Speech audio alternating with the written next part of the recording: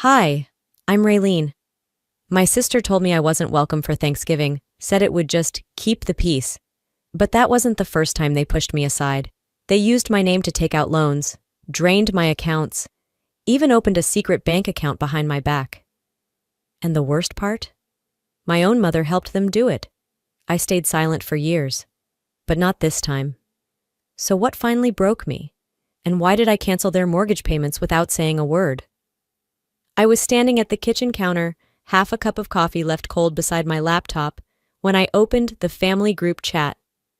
There it was. Pictures of Carla's turkey centerpiece idea, Travis chiming in with "looks great, babe," and Mom replying with 3 heart emojis.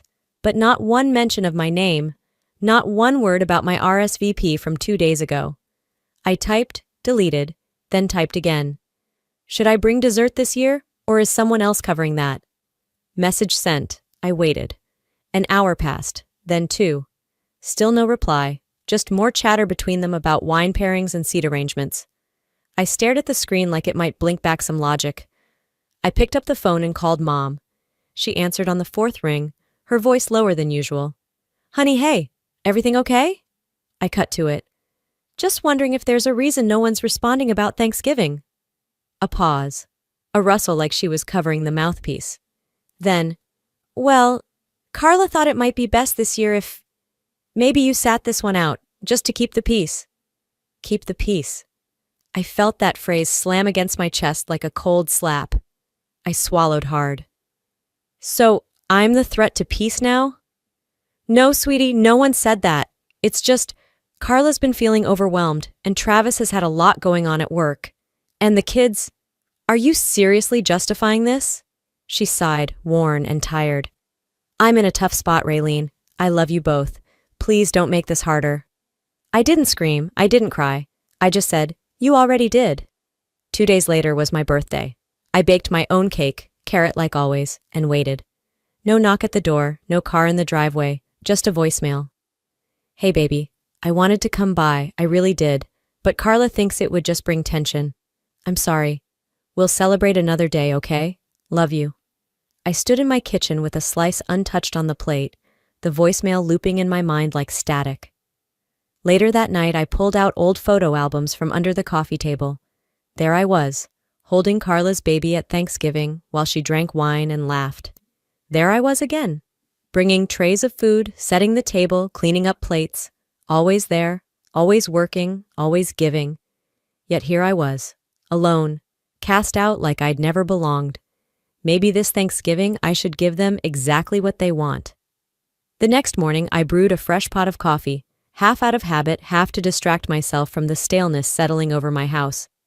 I opened Facebook on my phone, expecting the usual photos of coworkers' kids and political rants, but something caught my eye right away. A banner photo, pink and gold balloons. A caption, "Can't believe my baby girl is turning 10. Birthday bash this Saturday, #momlife, #blessed Carla." I stared at the image for a while, the comments pouring in from her friends. No mention of me, of course, but I didn't want to read too much into it. Maybe it was just a post. Maybe she hadn't sent invites yet. I set my mug down, walked to the closet, and pulled out a small box I'd kept for months. A necklace shaped like a star, the same design I gave her when she was 5. A silly tradition, one I thought mattered. That Saturday, curiosity got the better of me. I told myself I was just running errands on that side of town. But somehow, I found myself driving past Carla's house. Cars lined both sides of the street, bright balloons tied to the mailbox, laughter spilling out onto the lawn, children running around in princess dresses. I slowed the car, pretending to check my GPS, even though I knew this neighborhood by heart. My niece's face flashed in the window for a second. Someone handed her a giant gift bag. I couldn't look away. I wasn't on that guest list. Hell, I wasn't even on the radar. I drove off. Later that night, I picked up the phone and dialed Carla. She picked up with a breathy, distracted, "Hey."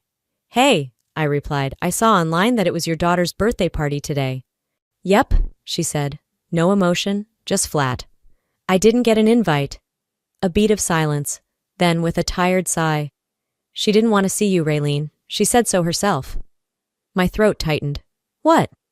"She's old enough to decide who she wants around, and she said it would be weird if you came." I tried to laugh, something brittle and awkward. She used to beg to come stay with me on weekends. That was years ago, Carla replied. Things change. I hung up before she could say anything else, before I lost whatever grip I had left. Later, as I sat on my bed staring at the necklace box, I thought about that Christmas morning 3 years ago, when I'd spent half my paycheck on that dollhouse she'd wanted. Carla was too sick to get out of bed, and I'd braided her daughter's hair, packed her school lunch, and stayed overnight. She loved me then. I was her safe place. So what changed her mind? Or who did? The next morning, I stepped into my home office to check emails, but a new alert stole my attention. Credit activity reported. I hadn't opened any accounts or made big purchases. My stomach clenched. Clicking through, I saw it. My name tied to a personal loan I never applied for. A 5-figure amount issued 2 weeks ago. I called the bank's fraud department. After an hour of automated menus and being put on hold, a rep finally emailed me the loan agreement. I opened the PDF. There it was. My signature. But it wasn't recent. It was from an old co-signed form, 5 years back when Carla and Travis needed help getting their car refinanced. They kept my paperwork. They reused it. I sat frozen. My own handwriting stared back at me, twisted into a weapon. There was only one person who'd benefit, and who had access. Travis. He'd begged me for a loan 6 months ago, said he was rebuilding his credit, but I turned him down. He hadn't taken it well. I pulled open a drawer and flipped through my old files. Sure enough, I found the original form, same handwriting, same layout. The only difference? The date and the purpose. I called Carla immediately. Hey, she answered, chipper, like nothing had happened. I need to ask you something serious, I said, skipping the pleasantries. Did Travis use my name for a loan? A long pause, then a soft laugh. Oh my God, is that what this is about? It's nothing, Raylene. Just a mix-up. A mix-up? He forged my name. No one forged anything. It was just recycled. You've signed for us before. Don't make this into a thing. I tightened my grip on the phone. I'm going to the police. Her voice dropped an octave. Jesus, Raylene, don't be so dramatic. It's just money. You act like we robbed you. You did. She hung up. Still shaking, I called Mom. Told her everything. How I'd been used, lied to, how this crossed every line. Mom stayed quiet, and then said something that stopped me cold. Maybe I just didn't want you to end up like your father. What? You're so driven, Raylene. You've worked hard. I just didn't want you marrying some broke man like I did. I stared at the wall. You left Dad because he was poor. Silence. All this time, was I just useful until I wasn't? That Friday, I was catching up on invoices when another fraud alert flashed across my phone. A $3,548 charge at Oak Plus Vine Interiors, a luxury furniture store uptown. I blinked. I hadn't used that emergency credit card in over a year. I kept it locked in my safe. I called the number listed. The woman on the line confirmed the transaction, cheerful as ever. It was a leather sectional, paid in full. Travis Langford picked it up himself. My heart dropped. And you're sure it was on a card under Raylene Morris? Yes, ma'am. He said you were his co-signer and authorized it. I hung up before my temper boiled over the edge.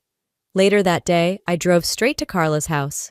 She answered in workout gear, sipping an iced coffee like she had no idea what kind of mess was spinning behind her. You want to explain why Travis just used my credit card like it was his? I asked, standing in her doorway. She didn't even blink. You have better credit. It's not like it hurts you. You're out of your damn mind if you think I'm okay with this. You've always helped. What's one more time? That was theft, Carla. I'm cutting the card off today and reporting it. She scoffed. Wow, you're such a martyr. You act like helping your family is a crime. It is when no one respects the help. I turned and walked off before she could twist the knife deeper. That evening, still shaking, I called Mom. I expected her to gasp, to finally say, enough. Instead, she sighed. I knew they needed some help. I didn't think it would go that far. You knew? I whispered. I've been giving Carla a little something each month. She's raising 2 kids. You don't understand what it's like to be in that spot. With what money? I already knew the answer before she spoke. The money you send me, I thought it was okay. I thought you wouldn't miss it. I nearly dropped the phone. I gave you that to help with your rent, your meds. I used some for that. The rest went to Carla. She needed it. No apology, no shame. I stared out the window, watching a neighbor rake leaves with his son. Clean, simple, uncomplicated. It hit me all at once. I'd been propping up a family who never saw me as one of their own. I wasn't the safety net. I was the cushion they'd been stepping on to reach higher. That Sunday, I drove to Mom's. Not to yell, not to cry. Just to tell her where the line now stood. She opened the door with a smile that didn't reach her eyes, and we sat at the kitchen table, me with coffee, her with nerves. I know why you're here, she said, voice low. But baby, can't you just help one more time? I stared at her. Carla's drowning, Raylene. Travis is a mess. The kids need her steady. You've always been the one holding it together. Just a little more, just this once. She said it like she was asking me to hold a bag of groceries, not carry the emotional debt of a fractured family. I set my cup down. It's never just once, and it's never little. Her lip trembled, eyes watery. We're family. No, I said, we're a drain with blood ties. I stood up. That should have been the end. But as I reached for my purse in the hallway, I caught her voice from the bedroom, low, rushed. I paused. The door was cracked. Jacob yells at her all the time, controlling, you know? He's not who Raylene thinks he is. I worry. Carla, I froze. She was lying about Jacob, painting him as an abuser, to get more money, more sympathy, from the one woman I thought might still be neutral. I waited until the call ended. When I stepped back into the kitchen, Mom looked up, startled. Everything okay? I didn't answer, just said, You need to hear something. I told her what I'd heard. Her reaction? Not shock, not denial, just tired confusion. Maybe Carla misunderstood him. Maybe he snapped one time. She's lying, Mom. You know it. And if you give her another cent, if one more dollar goes her way, we're done. She didn't argue. She didn't stop me when I walked out. Back home, Jacob was working in the garage. I sat on the couch, keys still in hand. He came in, wiping his hands on a rag. Everything okay? I looked up at him. They don't get to keep writing this story. I do. The next morning, I made 3 calls, one to the bank, one to the credit bureau, and one to my financial advisor. By noon, every account with Carla or Travis's name was frozen, closed, or removed. The auto payments? Gone. Emergency credit line? Shut. Then I drafted the email. Effective immediately, I am no longer responsible for any financial obligations tied to Carla or Travis. Do not contact me for further assistance. Send, block, done. For the first time in months, I exhaled without bitterness catching in my throat. By nightfall, my silence shattered. The voicemails came first. Travis's voice sharp and fast. Real classy, Raylene. Leaving us high and dry. You think you're better than us now? Then Carla's texts. You selfish witch. You'll regret this. You always wanted to watch us fall, didn't you?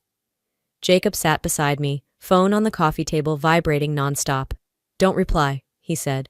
They want a reaction. But I didn't need to answer. I needed to watch. And wait. Because 3 days later, a fraud alert pinged from my bank. Someone had tried to open a business checking account with my social security number and an old utility bill still in my name. I sat at my desk while the fraud agent read off the flagged address. It was Carla's. I didn't yell. I didn't even flinch. I just stood, grabbed my keys, and paced the kitchen while Jacob watched, eyes wide. She didn't just step over the line, I said through gritted teeth. She lit it on fire. I pulled out a legal pad from the drawer, flipped it open. Jacob came closer. You want me to call someone? No, I said, already writing. I'm calling the lawyer myself. The morning after my call to the lawyer, I found a thick manila envelope wedged in my mailbox. No return address. My name typed in bold, legal font. I opened it on the kitchen counter, my hands already tight with dread. Inside, court summons. A lawsuit had been filed in my name for a $24,000 business loan. My chest tightened. I hadn't signed anything, but there it was, my name listed as co-signer. Jacob skimmed through the papers beside me. This is forged. Again. It was Travis. The man had faked my signature before. This time, he'd gone bigger. Legal. This time, Jacob said firmly, we fight in court. I nodded, already moving to the office to scan and email every page to my attorney. Later that afternoon, I called Mom. I needed her to hear it from me. Maybe for once she'd take a side. She didn't. Honey, you always blow these things out of proportion. Mom, it's a lawsuit, not a misunderstanding.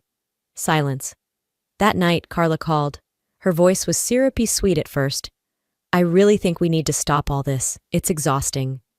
Then, just beneath the sweetness, maybe if you weren't so cold, if you'd been warmer to us, maybe none of this would have happened. There it was again, the flip, the guilt, the gaslight. I gripped the phone, remembering all the times Carla skipped out on dishes while I scrubbed pans. The times I covered her rent, drove her daughter to school, paid for family vacations she never thanked me for. You don't get to rewrite this, I whispered. Not this time. After hanging up, I printed every document, made copies, and organized a file. Jacob handed me a USB with recordings and screenshots we'd saved. I wrote my final text to Carla.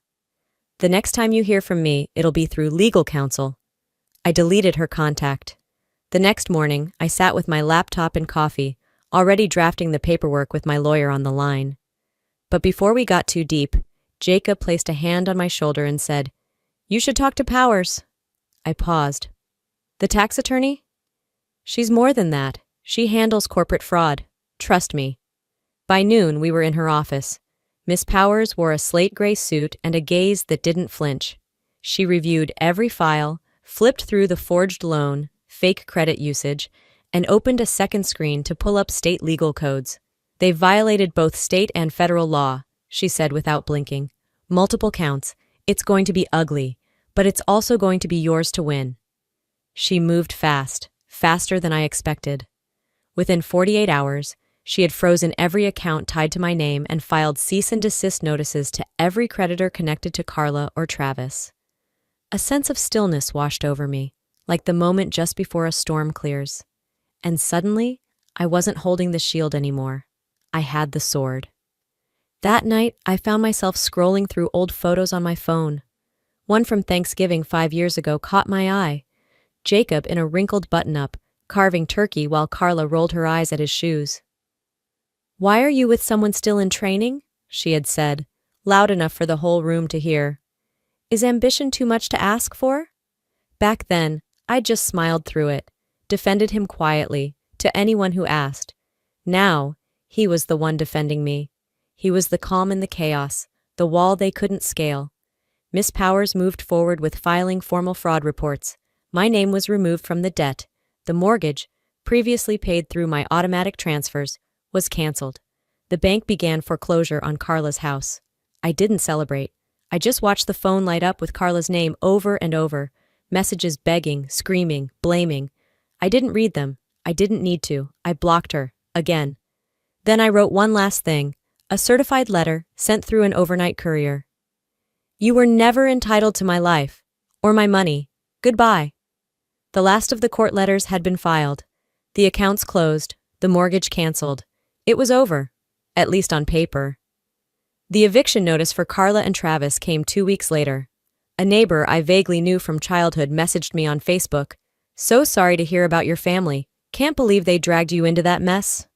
Turns out, when people find out who's been footing the bill all these years, they stop feeling bad for the ones living large on lies. Carla's version of events unraveled quickly once the facts caught up with the fantasy. Still, I didn't gloat. I didn't forward screenshots or send smug replies. I just logged off. Mom tried calling the next week, left a voicemail about how we're still family and she never wanted this to happen. But I didn't return the call, not out of hatred, just clarity. I was done trying to stitch myself into a picture I was never invited to be part of. Instead, I turned back to my life. I restarted therapy, this time with a new counselor. One who didn't rush to ask about forgiveness, but rather focused on boundaries, self-worth, and silence that heals. I picked up my paintbrush again, joined a community art group, the kind of space where no one asked what your sister thought of you, only what colors moved you this week. Jacob and I opened a savings account together, something that symbolized building, not bailing people out. One night over tacos, he looked at me and said, "You finally chose yourself." And I did. Not out of revenge, but because I was tired of bleeding for people who never bothered to stop the knife. A month later, I stopped by Mom's house. She wasn't expecting me. I didn't come with a lecture or another warning. I came with a note, handwritten and sealed. "I love you, but I love myself now too." I left it on the kitchen table, next to her half-finished crossword puzzle. On the drive home, I didn't cry. I didn't feel empty. I didn't feel triumphant either. Just light. Peace, it turns out, isn't the absence of chaos. It's the decision to stop dancing in someone else's storm. Some battles leave no bruises, but we walk differently afterward. You know, if there's one thing this whole journey taught me, it's that boundaries aren't betrayal. Choosing peace over chaos, choosing yourself over being used, that's not selfish. That's survival. For so long I thought love meant tolerating pain, staying silent, and holding a family together no matter how much it cost me. But real love, it doesn't drain you. It protects, it respects. It stands with you, not on you. If you're watching this and you've been the giver, the fixer, the quiet backbone, no one thanks. I see you. And it's okay to stop. You don't have to set yourself on fire to keep others warm. I'm still healing. Some days I miss the idea of family, but I found something better, a life that belongs to me. Now I'm curious. Have you ever had to walk away from someone you loved just to protect yourself? Or maybe you're still caught in the middle, afraid of what'll happen if you say, enough? I'd love to hear your story. If this video resonated with you, drop a 1 in the comments or just tell me where you're watching from. And hey, if it didn't sit right with you, I'm open. Tell me why. Let's talk about it. Don't forget to subscribe so you never miss another story like this, because sometimes hearing someone else's truth helps you finally speak your own. I'm Raylene, and this time, I chose me.